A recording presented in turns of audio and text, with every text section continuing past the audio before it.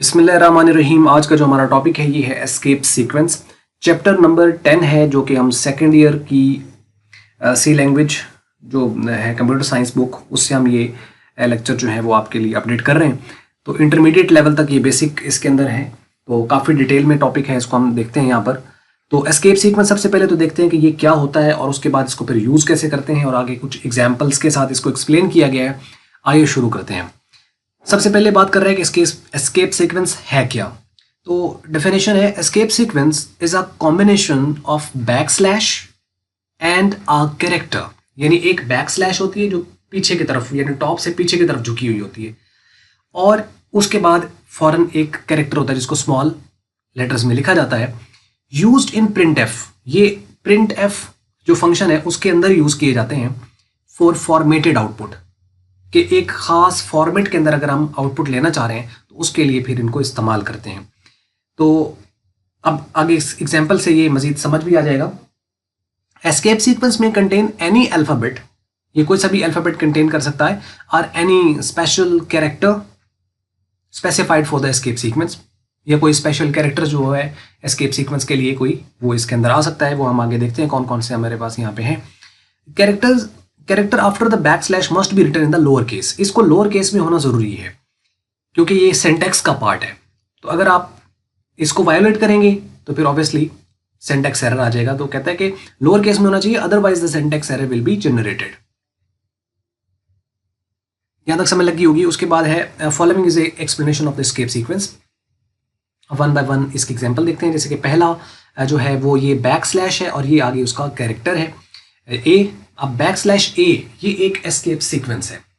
अब इसको हम क्या करेंगे, कैसे, इसका क्या यूज है। ए फॉर अलार्म है, अलार्म होता है ना, यानी बीप असल में ये प्रोड्यूस करता है। तो ए फॉर अलार्म, तो यानी ये एक अलार्म जो है वो जहाँ पे आपको मीन्स के कोई आपने इन्फॉर्मेशन आप प्रिंट कर रहे हो, जहाँ पे आपको जरूरत है कि ये स्पेसिफिकली अगर आपके पास इन्फॉर्मेशन प्रिंट हो तो इसके साथ कोई बीप आनी चाहिए, टी या ऐसा कुछ होता है ना साउंड। जैसे आप रैम भी ना लगे तो टी टी टी की आवाज़ वो अंदर देना शुरू कर देता है, तो ये बीप होती है। तो मीन्स के कोई स्पेसिफिक डेटा कहीं पे प्रोग्रामिंग में आपका हो सकता है कि जहाँ पे वो एग्जीक्यूशन हो तो उसके साथ कोई साउंड या कोई बीप आए, तो उसके लिए फिर हम बैकस्लैश ए यूज करते हैं। It will generate a beep sound at its execution, जैसे ये एग्जीक्यूट होगा तो एक बीप साउंड जनरेट करेगा। एग्जाम्पल यहाँ पे देखें, जैसे प्रिंट एफ में हमने इसको यूज करना है, हम लिखेंगे प्रिंट एफ, उसके बाद ये ब्रैकेट्स आ जाएंगी और इसके डबल इन्वर्टेड कॉमा के अंदर हम इसको यूज करेंगे। तो यहाँ पे लिखा हुआ है माई नंबर इज, और उसके बाद बैकस्लैश ए, यहाँ पे वो क्या करेगा, एक बीप देगा, टी की आवाज। जैसे आप इसको प्रोग्राम को अगर आप एग्जीक्यूट करें तो आप इसको देख सकते हैं। उसके बाद वो 0 प्रिंट करेगा, उसके बाद फिर एक बीप देगा, फिर 3 प्रिंट करेगा, फिर बीप देगा, फिर 0 प्रिंट करेगा, फिर बीप देगा, फिर 0 प्रिंट करेगा, फिर बीप देगा, फिर 1 प्रिंट करेगा, फिर बीप देगा, फिर 1। मीन एवरी डिजिट जैसे जैसे वो 1 2 3 4 5 6 ऐसे को प्रिंट करता जाएगा। तो at every printing of at the time of the printing every digit it would produce a beep sound.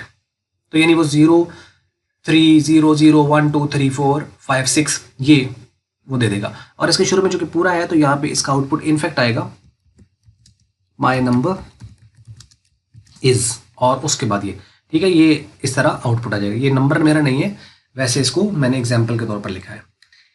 तो अब चलिए जी, अब इसमें चलते हैं बैकस्लैश बी की जानिब। बी फॉर बैक स्पेस, ठीक है, ये अब कंफ्यूज नहीं करना कि बी फॉर बीप, ठीक है, बी फॉर बैक स्पेस।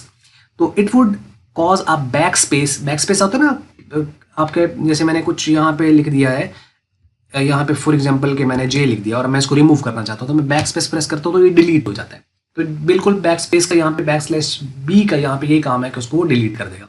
जैसे यहाँ पे आप देखें प्रिंट एफ लिखा हुआ है पाकिस्तानी, तो उसके बाद बैकस्लैश बी है, डबल इन्वर्टेड कॉमा के अंदर ये सारा लिखा हुआ है, उसके बाद लास्ट पे सेमीकोलन है। तो आपको पता ही है सिंटैक्स है उसका प्रिंट एफ का। इसका आउटपुट क्या आएगा, पाकिस्तान, ना कि पाकिस्तानी, क्योंकि आई जो है वो एक जो कैरेक्टर है उसको वो क्या कर देगा, रिमूव कर देगा। तो इसका आउटपुट आएगा Pakistan.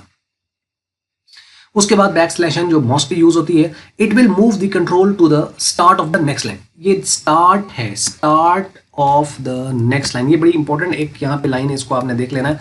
Start of the next line, next line के शुरू में, जैसे अब ये जिस लाइन पे अभी मैं हूं इससे नेक्स्ट लाइन कौन सी है, जहां पे ये एग्जांपल लिखा हुआ है, ये इसकी नेक्स्ट लाइन है। और एग्जांपल के बाद नेक्स्ट लाइन कौन सी है, जहां पे ये प्रिंट एफ और ये मल्टीमीडिया अली इमरान ये लिखा हुआ है, ये उसकी नेक्स्ट लाइन है, इसके नेक्स्ट लाइन आउटपुट है, उसके नेक्स्ट लाइन मल्टीपीडिया, उसके नेक्स्ट लाइन अली, उसके नेक्स्ट लाइन इमरान। तो ये इस तरह करके है। तो ये क्या करेगा, जो कंट्रोल होगा, कंट्रोल से क्या मरादा, यानी जो कर्सर आपके पास है जो ब्लिंक कर रहा होता है, जैसे अगर आपको प्रोबेबली ये नज़र आ रहा है यहाँ पे, ये यहाँ पे ब्लिंक करता हुआ, तो इसे कंट्रोल कहते हैं। अब जहाँ पे ये होगा, सपोज करो जहाँ, अब ये जिस जगह पे है, मैंने अगर यहाँ पे कोई भी लेटर लिखना है, सपोज मैं के लिखता हूँ, तो ये देखिए के यहाँ लिखा गया। अगर ये होता इस जगह पे, अब मैं के लिखूंगा तो ये मीन्स के जहाँ कंट्रोल होना है लिखा वहां जाना है। अब ये कंट्रोल की बेस पर ही एग्जीक्यूशन होती है कि जहाँ कंट्रोल होगा वहीं से एग्जीक्यूशन वगैरह स्टार्ट होती है। अब यहाँ पे देखो कि इसमें क्या है कि it will move the control, यानी जो ब्लिंक करता है ये कंट्रोल करता है प्रोग्राम की एग्जीक्यूशन को। ये सीक्वेंशियल भी हो सकता है, उसके बाद आपके पास ये लूप में भी हम यूज़ करते हैं और सिलेक्शन में भी हम यूज़ करते हैं। तो कंट्रोल को क्या करेगा, नेक्स्ट लाइन के स्टार्ट पे मूव कर देगा। अब जैसे यहाँ पे आप एग्जांपल देखें, प्रिंट एफ लिखा और यहाँ पे लिखा मल्टीपीडिया, उसके बाद है \n, उसके बाद लिखा हुआ है अली, उसके बाद \n है, उसके बाद इमरान लिखा हुआ है, और डबल इन्वर्टेड कॉमास में इसको क्लोज किया, ब्रैकेट लगाया और उसके बाद सेमीकोलन। ये सिंटैक्स हो गया। अब जैसे ये मल्टीपीडिया प्रिंट करेगा, प्रिंट एफ में ऑब्वियसली इसने प्रिंट करना मल्टीपीडिया, तो ये इसने मल्टीपीडिया प्रिंट कर दिया यहाँ पे। अब उसके बाद \n इसको क्या करेगा, नेक्स्ट लाइन के स्टार्ट पे ले आएगा, यानी यहाँ पे बिल्कुल ये नेक्स्ट लाइन के यहाँ पे शुरू पे आ जाएगा। अब यहाँ इसके बाद जो लिखा हुआ अली लिखा हुआ है तो वो उसको प्रिंट कर देगा। उसके बाद फिर \n है, वो उसको बिल्कुल नेक्स्ट उसकी नेक्स्ट लाइन के स्टार्ट पे ले आएगा, और उसके बाद इमरान लिखा हुआ तो उसको प्रिंट कर देगा। तो इसका आउटपुट आएगा इस तरह करके वर्टिकली, यानी मल्टीपीडिया अली इमरान, इस तरह करके इसका आउटपुट आएगा। अच्छा, उसके बाद नेक्स्ट देखिए \r है, तो इसमें ये रिटर्न यानी R स्टैंड फॉर रिटर्न। तो ये जैसे कैरेज रिटर्न हम यूज करते हैं ना वर्ड, तो ये रिटर्न के लिए यूज होता है। It will move the control to the start, ये भी स्टार्ट में मूव कर रहा था, ये भी स्टार्ट, लेकिन ये है start of the current line. ये अक्सर कंफ्यूज करते हैं कि \n और \r में क्या फर्क है, तो फर्क है ये जो है ये नेक्स्ट लाइन के स्टार्ट में मूव कर देता है और ये करंट लाइन के स्टार्ट में मूव कर देता है। इसकी मिसाल देखिए, आपको ये ज्यादा समझ आ जाएगा। यहाँ पे अगर आप देखें प्रिंटफ आपने यहाँ पे लिख दिया और यहाँ पे डबल इन्वर्टेड कॉमा के अंदर हमने यहाँ पे लिखा है 1 2 3 और 8 9 और उसके बाद \r है और उसके बाद है 5 6 और 7। अब ये देखो जब इसको वो प्रिंट करेगा तो पहले आउटपुट क्या प्रिंट होगा, 1 2 3 8 9 ये प्रिंट होगा, लेकिन उसके बाद \, जब r आएगा तो वो क्या करेगा, यही करंट लाइन है, वो करंट लाइन यानी जिस लाइन पे वो है उसी के शुरू में ले जाएगा। प्रिंट तो उसने पूरा किया है 1 2 3 8 9 ये प्रिंट किया, लेकिन इसके बाद उसने यहाँ पे \r के बाद वो इसके यहाँ शुरू में ले आया जहाँ पे ये अभी कर्सर ब्लिंक कर रहा है यहाँ पे। उसके बाद क्या लिखा हुआ है 5 6 7, तो इसका मतलब जो 1 है वो 5 से रिप्लेस हो गया होगा, जो 2 है वो 6 से रिप्लेस हो गया और जो 3 है वो 7 से रिप्लेस हो जाएगा क्योंकि वो करंट लाइन के शुरू में चला गया था। और उसके बाद क्या लिखा हुआ है 8 9, तो रिजल्ट क्या आएगा 5 6 7 और 8 और 9। ये आपने \r और \n का डिफरेंस याद रखना है, यानी जो \n है ये नेक्स्ट लाइन के स्टार्ट पे मूव करता है, जो \r है वो करंट लाइन के स्टार्ट पे मूव करता है।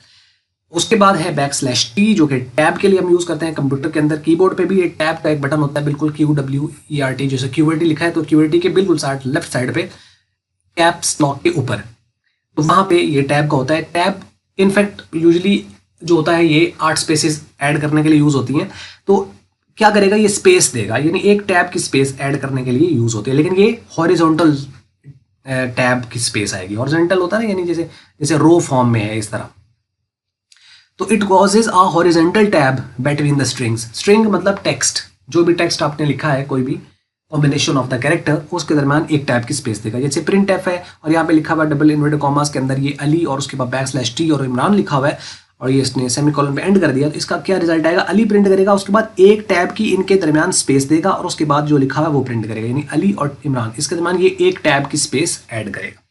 ठीक है, उसके बाद \v है, इसको \t के साथ आपने \v/t, तो जो v है वो वर्टिकल टैब की स्पेस देता है और जो t है वो हॉरिजॉन्टल टैब की स्पेस देता है। It will causes a vertical tab between, vertical होता है ना यानी ऊपर नीचे ऐसे, तो यानी एक प्रिंट करेगा तो उसको एक टैब की स्पेस नीचे देकर यानी 8 स्पेसेस ऐड करके नीचे फिर उसका आउटपुट लाएगा। तो between the strings for example जैसे प्रिंट एफ अली और उसके बाद \v है और इमरान लिखा हुआ है यहाँ पे, तो इसका मतलब अली आएगा और उसके बाद एक टैब की स्पेस के बाद उसके बाद इमरान प्रिंट कर देगा। सो दिस इज, तो ये है इसका आउटपुट \v का। अच्छा, अब आते हैं हम कुछ स्पेशल केसेस की तरफ जिसमें ये कोई फंक्शनलिटी तो नहीं है, लेकिन कुछ ऐसी जो है वो सिंबल्स हैं जिसको आप प्रिंट करना चाहे तो आप उनको प्रिंट नहीं कर सकते क्योंकि वो सिंटैक्स का पार्ट होती हैं। जैसे कि आप देखें बैक स्लैश है तो बैक स्लैश जो है वो एस्केप सीक्वेंस के अंदर सिंटैक्स के तौर पर यूज़ हो रही है। सिंगल इन्वर्टेड कॉमा है तो ये कैरेक्टर को रिप्रेजेंट करने के लिए जो सिंगल कैरेक्टर होता है उसको सिंगल इन्वर्टेड कॉमा में इंक्लोज किया जाता है, तो ये भी सिंटैक्स में यूज़ होता है। डबल इन्वर्टेड कॉमा स्ट्रिंग जो है उसको और खासतौर पर प्रिंट एफ में स्कैन एफ में यूज़ होती है। तो मीन्स के ये कुछ ऐसी सिंबल्स हैं जो कि यूज़ होती हैं एज अ सिंटैक्स, तो इनको हम प्रिंट नहीं कर सकते डायरेक्टली। इनको प्रिंट करने के लिए हमें क्या करना पड़ता है, बैक स्लैश का ही यूज़ करना पड़ता है। अगर हम एक बैक स्लैश अगर हम प्रिंट करना चाहते हैं तो उसके लिए हम क्या करेंगे, एस्केप सीक्वेंस वाली एक बैक स्लैश के बाद उसको लिखेंगे। तो वो क्या करेगा, एक जो है वो इग्नोर हो जाएगी और उसके नेक्स्ट वाली जो है वो प्रिंट हो जाएगी। तो डबल बैक स्लैश जो है, डबल बैक स्लैश ये आपके पास यूज होगी प्रिंट करने के लिए इसको। तो इसमें आप देखें कि this will help in printing a single back slash. Single back slash अगर आपने इसको प्रिंट करना है तो उसके लिए होती है, जैसे यहाँ पे लिखा हुआ है प्रिंट एफ पंजाब और उसके बाद डबल बैक स्लैश लाहौर लिखा हुआ है। अब इसका आउटपुट क्या आएगा, पंजाब वो प्रिंट करेगा, पंजाब का पी कैपिटल है तो यहाँ पे भी पी कैपिटल ही आएगा। तो ये पंजाब प्रिंट करके उसके बाद ये बैक स्लैश एक इग्नोर हो जाएगी और एक बैक स्लैश प्रिंट होगी और उसके आगे लाहौर लिखा जाएगा, ये इसका आउटपुट आ जाएगा। ये बात समझ लगी होगी। उसके बाद सिंगल इन्वर्टेड कॉमा अगर हमने प्रिंट करना है तो इसको भी हम प्रिंट नहीं कर सकते, इसको भी हमें बैक स्लैश के साथ यूज करना पड़ता है। It will help in printing a single inverted comma. For example जैसे यहाँ पे प्रिंट एफ में लिखा हुआ है I am using C language. अब सी जो है एक कैरेक्टर, मैं चाहता हूँ कि इसको सिंगल इन्वर्टेड कॉमा में लिखूँ, तो उसके लिए मैं फिर खाली इस बैक स्लैश के अलावा इसको मैं नहीं लिख सकता क्योंकि ये इग्नोर हो जाएगा, मतलब वो सिंगल इन्वर्टेड कॉमा प्रिंट नहीं होगा, इग्नोर हो जाएगा। तो अगर इसको मुझे प्रिंट करना है तो बैक स्लैश के फौरन बाद मुझे सिंगल इन्वर्टेड कॉमा यूज करना है, तो मैं यूज करूंगा आई एम यूजिंग और back slash single inverted comma, उसके बाद कैरेक्टर, फिर उसके बाद बैक स्लैश और फिर सिंगल इन्वर्टेड कॉमा और उसके बाद लैंग्वेज, और इस तरीके से। तो इसका आउटपुट क्या आएगा, I am using C language. तो सी अगर आप यहाँ पे देखें तो ये देखें सिंगल इन्वर्टेड कॉमा के अंदर आई हुई, तो ये तब आएगी जब आप बैक स्लैश के फौरन बाद आप इसको यूज करोगे। और लास्ट डबल इन्वर्टेड कॉमा अगर आपको यूज करना है तो ये भी आप बैक स्लैश के फौरन बाद यूज करोगे। It will help in printing the double quotation marks. For example जैसे प्रिंट एफ में लिखा हुआ है we should learn Quran by heart, तो इसमें अब मैं चाहता हूँ कि जो कुरान है द हॉली बुक ऑफ अल्लाह सुब्हानहू व तआला, इसको डबल इन्वर्टेड कॉमा के अंदर आना चाहिए।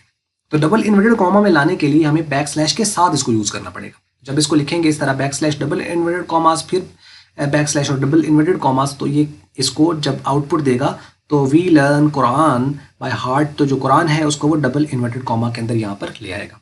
बस ये है जी इसके अंदर। तो बस ये था। और बाकी अगर आपको क्वेश्चन है तो इसको आप कमेंट्स में पोस्ट कीजिएगा, हम कोशिश करेंगे उसको आंसर करने की। और बाकी ये थी वीडियो। अगर आपको मल्टीपीडिया की वीडियो अच्छी लगी तो उसको आप लाइक कर लें, शेयर कर लें दूसरों के साथ। अगर आपको अच्छी नहीं लगी तो उसको आप कर दें डिसलाइक। और वीडियो देखने का बहुत शुक्रिया।